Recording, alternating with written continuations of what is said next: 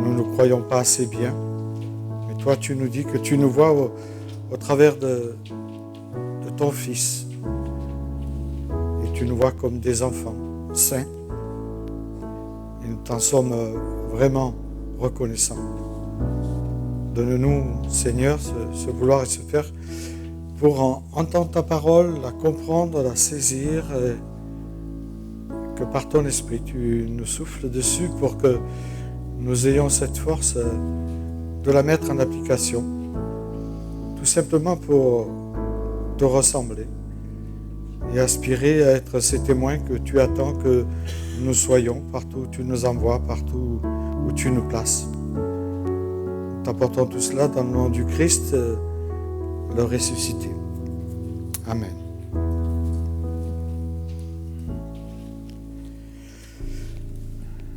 Donc aujourd'hui, c'est un dimanche particulier. C'est la fête des papas. Ah, je me suis trompé. Joyeuse fête à toutes les mamans, en tout cas. Donc, on ne peut pas oublier. Un fils ou une fille n'oublie pas celle qu'il a mis au monde. Donc, mais je vais sortir du sujet qui est autre que la fête des mères. C'est des passages de l'Écriture qui m'ont beaucoup interpellé dans cette semaine dernière. Et c'est aussi pour me rappeler cette histoire de ce garçon qui avait perdu sa maman, qui est décédé très jeune, alors que lui aussi, il était encore très, très jeune, quoi, il avait 6 ans. Et son père s'est retrouvé veuf, justement, avec 3 enfants en bas âge. Et il y a quelques années, il y a une soixantaine d'années, c'était plus compliqué qu'aujourd'hui. Et face aux difficultés, aux besoins quotidiens de la famille, il décide de reconstruire une famille. Alors, il a cherché à se remarier, puis il s'est remarié. Il a rencontré une veuve, elle aussi, mais qui avait 3 enfants, d'âge différents. Et les 2 adultes ont choisi de s'unir et de former une nouvelle famille, ce qu'on appellerait aujourd'hui une famille recomposée. Et au fil du temps, ils ont fondé leur propre foyer et ont eu ensemble encore 2 autres enfants. Donc ils se sont retrouvés avec beaucoup d'enfants. La famille était nombreuse, avec des enfants bien sûr issus d'unions différentes. Chacun avec son propre vécu, chacun avec sa propre histoire, chacun avec sa propre sensibilité. Et cependant, peu à peu, un climat assez difficile s'est installé dans ce foyer. La mère a accordé, a commencé plutôt à avoir des signes, ce qu'on appelle les signes de favoritisme envers ses propres enfants. Elle leur accordait davantage de soins, d'attention, de privilèges même, dans l'habillement. Tandis qu'elle se montrait plus dure et plus distante, voire même dévalorisante envers ses autres enfants, qui étaient issus du premier mariage. Les enfants du premier lit se sont sentis tout de suite rejetés, moins aimés, ce qui a provoqué bien sûr de l'incompréhension, des conflits silencieux que les enfants ont vécus. Ainsi, ce qui devait être une nouvelle chance de bonheur pour cette famille est devenu progressivement une source de déséquilibre et une certaine souffrance. Principalement, pas à cause de la famille recomposée, mais à cause du favoritisme et du manque d'équité dans le traitement des enfants. Et cette histoire m'a beaucoup parlé. Et justement, il y a des textes dans l'Écriture. Vous savez, l'Écriture, c'est la parole de vie qu'on appelle. Donc, on peut retrouver beaucoup d'histoires qui peuvent nous ramener à nous. En tout cas, on s'y retrouve. Il y a toujours une histoire qui, surtout dans l'Ancien Testament, qui peut nous parler. Et donc, moi, j'ai choisi le texte de Genèse chapitre 37, l'histoire de Joseph. Et on lira les 11 premiers versets. Il est question de Jacob qui s'installe ou s'établit dans le pays de Canaan, là où son père avait émigré. Voici la lignée de Jacob. À l'âge de 17 ans, Joseph gardait ou prenait soin du troupeau avec ses frères. Le garçon était en compagnie des fils de Bila et Zilpa. Et ses enfants étaient issus des femmes de son père. Il rapportait régulièrement leurs mauvais propos à leur père. Israël aimait Joseph plus que tous ses autres fils parce qu'il l'avait eu dans sa vieillesse. Il lui fit un habit de plusieurs couleurs, on pourrait dire un habit de chef de tribu. Ses frères, bien sûr, remarquèrent que leur père l'aimait plus qu'eux ou le préférait. Ils se mirent à le haïr. Ils étaient incapables de lui parler sans agressivité. Joseph fit un rêve et il raconta à ses frères qu'ils le détestèrent encore plus. Il leur dit, « Écoutez donc le rêve que j'ai fait. Nous étions en train d'attacher des gerbes au milieu des champs, et voici que ma gerbe s'est dressée et même elle-même est restée debout. Vos gerbes l'ont alors entourée et se sont prosternés devant elle. » Ses frères lui dirent, « Est-ce que tu vas vraiment régner sur nous? Est-ce que tu vas gouverner ?» Ils se mirent à le détester encore plus à cause de ses rêves et de ses paroles. Joseph fit encore un autre rêve et il le raconta encore à ses frères. Il dit, « J'ai fait un rêve. Le soleil, la lune et 11 étoiles se prosternèrent devant moi. » Il le raconta à son père et à ses frères. Son père lui fit des reproches. Il lui dit, « Mais que signifie ce rêve que tu as fait? Faut-il que nous venions, moi, ta mère et tes frères, nous prosterner jusqu'à terre devant toi ?» Ses frères se montrèrent jaloux de lui, mais son père garda le souvenir de cela. Donc voilà le début de l'histoire de Joseph, et puis 2 versets dans le livre des Proverbes. C'est le premier au Proverbe 12, au verset 18, il est dit « Celui qui dit n'importe quoi ou qui bavarde trop blesse. Il blesse les autres comme une épée, tandis que la langue des sages apporte la guérison. » Au Proverbe 15, verset 4, dans le même contexte, on va dire « Une parole encourageante et porteuse de guérison, c'est comme un arbre de vie, tandis qu'une langue démoralisante brise le cœur. » Ou une parole méchante brise le cœur. Et un autre passage dans Proverbe 18, verset 21. La langue a le pouvoir de vie et de mort. Ceux qui aiment parler en goûteront le fruit. Voilà, plusieurs passages qui nous parlent de ce que peuvent produire nos paroles dans la vie des uns comme des autres. Et donc j'aime beaucoup ce texte parce qu'il nous ramène à la vie de tous les jours que les uns et les autres nous pouvons avoir ou nous avons vécu. Et l'histoire de Joseph est une histoire assez extraordinaire. Alors on sait que ça finit bien, mais Dieu va lui faire passer par des moments assez compliqués pour le façonner. Et quand on lit l'Écriture, en tout cas dans l'Ancien Testament, on voit que plusieurs grands personnages ont été confrontés au favoritisme familial. On pense à Isaac, qui manifestait sa préférence à son fils Ésaü parce que il lui apportait du gibier, tandis que Rebecca, sa mère, favorisait Jacob. Il est précisé tout cela dans le livre de la Genèse, au chapitre 25, verset 28. Ces préférences, ou cette préférence, on pourrait dire, au sein du foyer, contribua plus tard à la tromperie, entourant la bénédiction paternelle, ce droit d'aînesse que son frère a volé.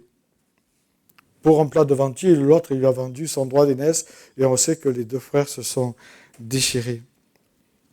On peut également citer David, un grand personnage de la Bible, qui accorde une attention, même une place particulière à son fils Salomon, en le choisissant comme successeur à son trône, malgré la présence du fils plus âgé, Adonijah, et on sait ce que ça va amener comme conflit au sein du foyer. Ça va provoquer des tensions terribles, et ça va même pousser Adonijah à tenter de s'emparer du pouvoir. Il va mener une révolte contre son propre père. Il va instituer un complot avec certains. Mais aujourd'hui, je souhaiterais qu'on s'arrête tout particulièrement sur le favoritisme dont Joseph a fait l'objet dans sa propre famille. Alors, je ne suis pas ici pour dénigrer Joseph, mais quand même, quand on lit l'Écriture, Dieu nous présente chacun des personnages tels qu'ils sont. Et c'est là la véracité de l'Écriture, parce qu'il n'enjolive pas ces personnages-là. Au chapitre 37, l'auteur nous dévoile les facteurs qui ont contribué justement à la dégradation du climat familial, en tout cas entre Joseph et ses frères. On voit Joseph qui cafarde à son père tous les mauvais propos que ses frères tenaient. C'est pas terrible, déjà. Et puis, le texte nous dit que Jacob aimait Joseph plus que les autres fils, parce qu'il l'avait eu dans sa vieillesse. Et je pense que les autres ont dû vraiment le ressentir. Et ça a dû accentuer encore plus la jalousie. Le texte nous le révèle. Et bien sûr, une certaine colère intérieure. Et on sait ce que produit cette colère intérieure, puisqu'ils vont vouloir tuer leur frère, hein, alors que justement, il y en a un qui va dire il vaut mieux le vendre. Bon. Et puis, il raconte ses rêves, quoi. Donc là, ça va accentuer. Il raconte un premier rêve, et puis il revient encore à la charge avec un second rêve où il inclut même le père et la mère qui s'inclinent devant lui. Et on peut comprendre que Jacob a lui-même alimenté les tensions et engendré des ressentiments de jalousie et de haine pour lui. Et il a provoqué une fracture, peut-être consciemment ou inconsciemment, je ne sais pas, mais il a provoqué une fracture au sein de la famille qui va être très douloureuse. L'histoire finit bien, donc vous irez lire l'histoire à la fin. Le récit de Joseph met en lumière cette complexité des relations au sein des familles, recomposées ou pas, mais surtout des fratries marquées par des inégalités. Alors je ne sais pas si vous avez vécu des inégalités, si vous avez des frères, des sœurs, ou si vous avez ressenti des inégalités. Parce que parfois on ressent, il n'y a pas d'inégalité. Même si Joseph a ses propres défauts, hein, on voit qu'il est un peu vantard quand même, hein, et puis que avec sa tunique de chef de tribu, je pense que ça devait l'élever un peu, quoi. C'est certainement déjà par cette préférence du père pour son fils Joseph qu'a mené un déséquilibre au sein de ce foyer. Et l'Écriture nous parle du favoritisme dans plusieurs passages, et même dans le Nouveau Testament, on voit le favoritisme. Elle nous montre les conséquences que peuvent avoir le favoritisme sur des personnes. ça peut être destructeur, comme ici, et ça peut être destructeur dans une famille recomposée ou pas. C'est la même chose, parce qu'il y a des familles recomposées où ça se passe bien. Je ne veux pas amener un drame parce qu'on est dans une famille recomposée. Je pense que ça peut se produire même dans des familles non recomposées. Et ça, je peux vous l'affirmer. Il peut arriver que dans des familles, le point de départ du conflit soit justement cette affaire de préférence justifiée ou pas. Parce que le ressenti, comme je le dis, le ressenti de l'enfant n'est pas toujours compris par nous-mêmes quand nous sommes parents. Et si on retrace en arrière l'histoire de Joseph, le texte nous décrit Jacob, le père, qui a épousé 2 sœurs. Déjà, il se met dans une galère. Mais ce n'est pas sa faute au départ. Hein. Donc, il aimait Rachel et l'oncle va lui refiler Léa, quoi. Mais non seulement, il va continuer en prenant 2 autres servantes, enfin, les femmes, Rachel qui ne pouvait pas avoir d'enfants va lui donner une servante pour qu'il ait des enfants. Et donc, en fait, il va se retrouver avec 12 enfants. Compliqué pour le papa. Non, je rigole, pour la maman aussi. Mais voilà, 12 enfants et une fille qu'on sait, puis après peut-être qu'il y en a eu d'autres. Mais en tout cas, c'est une grosse famille. Et de son côté, il nous est dit que, justement, Jacob, le père, aimait son fils Joseph plus que les autres fils. Ça rebondit, quoi.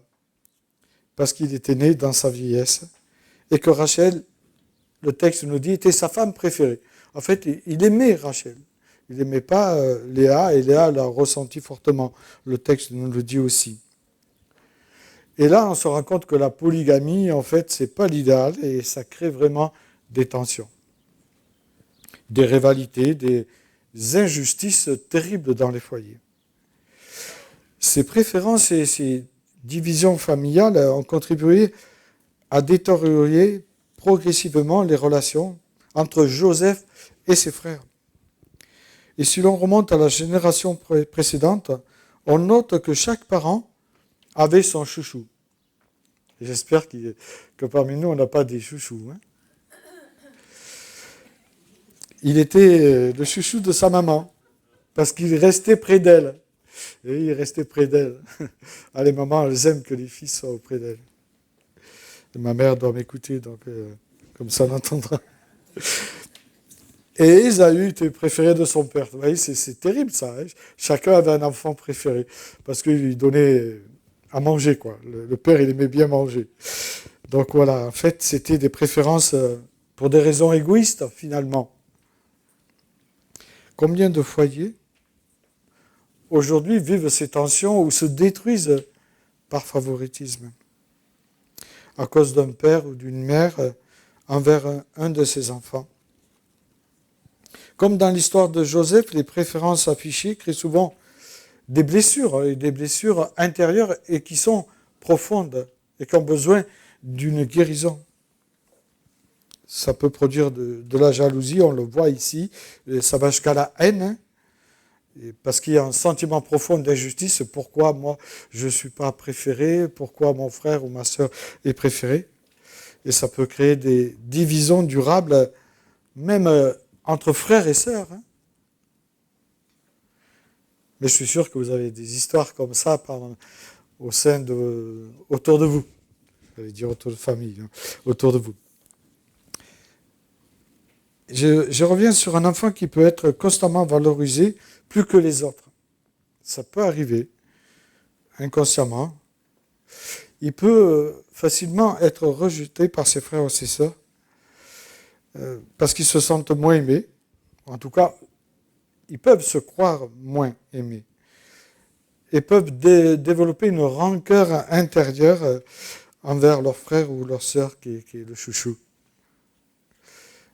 Et je crois que Dieu nous donne ici, au travers de ce récit de Jacob, un sérieux avertissement pour chacun de nous.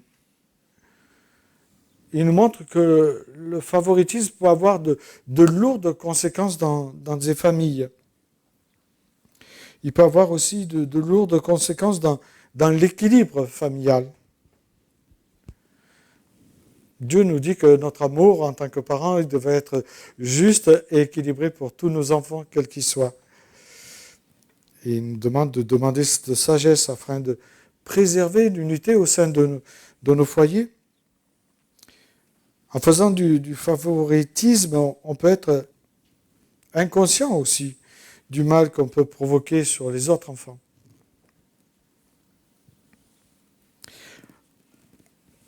En prenant de l'âge, je me rends compte qu'il faut se montrer très prudent et éviter les commentaires ou les surnoms qui favorisent un de ses enfants. Parce que l'autre écoute. Et je parle pour moi. Et je dirais qu'il y a 3 domaines particuliers qui ressortent. Vous savez, l'apparence physique. Quand on a une jolie fille, on dit qu'elle est belle, ou en principe, on a la plus belle fille ou le plus beau garçon du monde. Donc ça, c'est courant. Mais si on accentue les choses sur un ou sur une, l'autre peut mal le vivre, si justement il ne l'entend pas, ou s'il ne le perçoit pas. Et puis c'est l'intelligence. Ah, ton frère, qu'est-ce qu'il est intelligent. À l'école, tout lui réussit. Toi, tu as plus de mal, quoi. Ah, toi, tu galères un peu, mais je t'aime bien, je t'aime bien. On ne s'imagine pas la répercussion qu'ont ces paroles. C'est pour ça que le livre des Proverbes est très intéressant, parce qu'il nous parle qu'on peut donner la vie, on peut donner la mort par des paroles. Mais on n'a pas appris à être parent. Et c'est le plus dur des métiers. C'est le plus dur des métiers. Et puis, il y a aussi les compétences sportives. Ah, t'as vu, comme il est sportif, ton frère, tu devrais t'y mettre un peu, ça te ferait du bien, quoi, tu vois. Regarde comme il est costaud, il a des tablettes. Pas moi, elles en font du. Mais voilà, donc, inconsciemment, on dit des choses qu'on ne veut pas blesser, mais c'est malgré nous, ça nous échappe, quoi. Et voilà que ces paroles font et creusent parfois une distance entre les frères et les sœurs, et même peut-être avec nous. Et dans l'Écriture, justement, Paul dit à Timothée, obéis à ses instructions, il dit avec impartialité, sans favoriser qui que ce soit. Il parle pour l'Église, mais c'est pour nous. C'est une règle, bien sûr, pour l'Église, mais aussi pour son chez-soi. Et l'épître de Jacques, qui a beaucoup écrit sur la langue, si vous avez des problèmes de langue, je vous invite à lire l'épître de Jacques, ça calme, quoi. Il est très terre à terre, lui, il est direct. Et pas comme moi. Il dit, mais si vous faites des différences entre les personnes, vous commettez un péché. Et vous voilà condamné par la loi parce que vous lui désobéissez. Donc c'est assez intéressant, quoi. En fait, il nous dit que le favoritisme n'a pas de place dans aucune famille. En tout cas, dans les familles chrétiennes. Mais même dans les églises, nous devons être prudents aussi. Parce que ça peut détruire, ça peut engendrer des injustices. En tout cas, les personnes peuvent les recevoir comme une injustice. Cette idée rejoint l'enseignement biblique selon laquelle Dieu est juste et lui ne fait aucune différence. Quand on lit Jean 3,16, Dieu a tant aimé le monde, afin que quiconque, donc ça s'adresse aussi bien à un jeune, à un moins jeune, à une personne plus âgée. Donc c'est le quiconque, donc c'est pour tout le monde. Et c'est ça l'impartialité du Christ, quoi, qui aime d'un amour tout le monde. Et je crois que pour remédier au favoritisme qu'on pourrait avoir, ou qu'on prend conscience qu'on a peut-être, c'est d'abord d'en prendre conscience des erreurs qu'on a fait. Je crois que c'est important si on a fait certaines erreurs avec nos enfants, de leur dire, ça ne peut pas tout arranger, mais c'est un moyen de faire un premier pas envers eux pour justement calmer les tensions et leur dire qu'ils sont aimés, même s'il y en a eu peut-être plus de mots ou s'ils ont ressenti plus de mots pour l'un que l'autre. Donc d'abord, c'est prendre conscience et de demander à Dieu qu'il nous donne la grâce de pouvoir faire des efforts pour arrêter de faire ou d'avoir des mots qui favoriseraient l'un plus que l'autre. Et justement, le proverbe 18 nous dit attention aux paroles dévalorisantes. Il est important de demander au Seigneur de nous apprendre à valoriser chaque personne, soit dans une famille, dans l'Église aussi, parce que chacun a reçu des qualités différentes et des dons différents. L'Écriture nous le rappelle. Et je crois qu'en les reconnaissant, ça permet de réduire les comparaisons qui peuvent être destructrices dans certaines familles. Il est bon de demander au Seigneur de nous apprendre à éviter les comparaisons. Vous savez, dans les églises, les comparaisons, c'est terrible. Quand ça change de pasteur, c'est terrible. Pour certains, ça se passe souvent très mal, quoi. Parce qu'on compare avec celui qui était avant. Et des fois, ça crée des tensions et même des divisions. Vous voyez jusqu'où ça peut aller, les comparaisons. Donc, c'est pour ça qu'on n'a pas à comparer. Chacun a des dons différents, des qualités différentes. Et Dieu nous aime tels que nous sommes et il veut continuer à nous façonner. Et comparer les enfants ou les personnes, ça nourrit forcément de la jalousie et surtout ce sentiment d'injustice qu'on peut avoir. En résumé, pour remédier au favoritisme, apprenons à aimer comme le Christ nous a aimés. C'est une invitation. À aimer sans exclure et à corriger sans humilier. Je vous invite à prier. Peut-être que tu peux jouer pendant que je prie. En sourdine.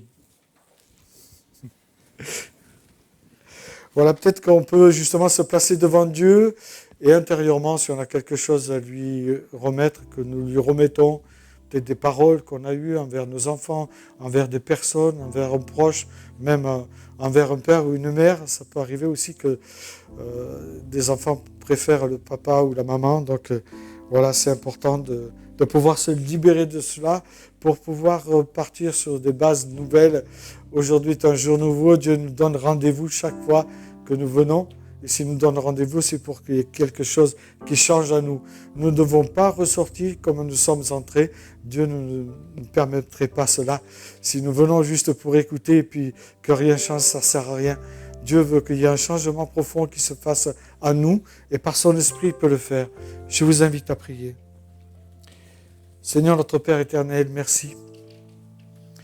Merci pour cette parole de vie. Merci parce que justement nous pouvons nous retrouver dans certaines histoires. Et pardon pour les mots, les paroles que j'ai eues trop envers l'un ou envers l'autre de nos enfants. Merci de m'apprendre, de nous apprendre à les aimer tels qu'ils sont, avec les dons différents, et à faire attention à nos paroles. Tu vois, tu nous mets en garde à maintes reprises dans ta parole que ce qui sort de la bouche peut blesser, peut même amener un dysfonctionnement dans une personne. Et je te prie vraiment, Seigneur, que tu nous visites ce matin, que tu nous donnes d'abandonner ces paroles, afin que tu mettes ce langage d'amour en nous, que nous avons besoin les uns envers les autres, que nous avons besoin envers nos parents, envers notre famille, envers nos enfants. Oui, Seigneur, tu es le Dieu de la résurrection, tu es le Dieu de la reconstruction et je te prie ce matin vraiment de nous visiter, de nous parler. Tu vois comme un enfant peut souffrir quand il voit son frère ou sa sœur favorisé et combien ces blessures peuvent être profondes. Et je te prie pour chacun de nous qui sommes ici présents, ceux qui entendront aussi, que vraiment tu guérisses, que tu penses ces blessures, que vraiment Seigneur tu permettes qu'il y ait un baume d'amour et de paix qui soit posé sur ceux qui ont été blessés par des parents ou des proches qui se sont sentis défavorisés. Oui, Seigneur, visite. Et je sais que tu vas le faire. Je sais que ce matin est un jour nouveau et tu veux que nous repartions changés. Tu nous invites à ce changement profond de cœur et toi seul peux le faire parce que de nous-mêmes, nous avons du mal, mais nous savons que par ton esprit, tu peux nous parler, tu peux nous visiter, tu peux nous transformer. Tu nous dis que demain peut être un jour nouveau. Tu nous dis que nous pouvons ressortir autrement que comme nous sommes entrés. Enlève toute rancœur qui peut être en nous. Enlève toute blessure qui peut être là. Pour que vraiment ta joie, ta paix, ton amour nous inonde. Afin que nous ayons un autre langage. Ce langage que nous voulons avoir et qui t'appartient. Donne-nous-le, Seigneur. Nous en avons besoin pour apprendre à nous aimer comme nous sommes. Au nom de Jésus-Christ. Amen.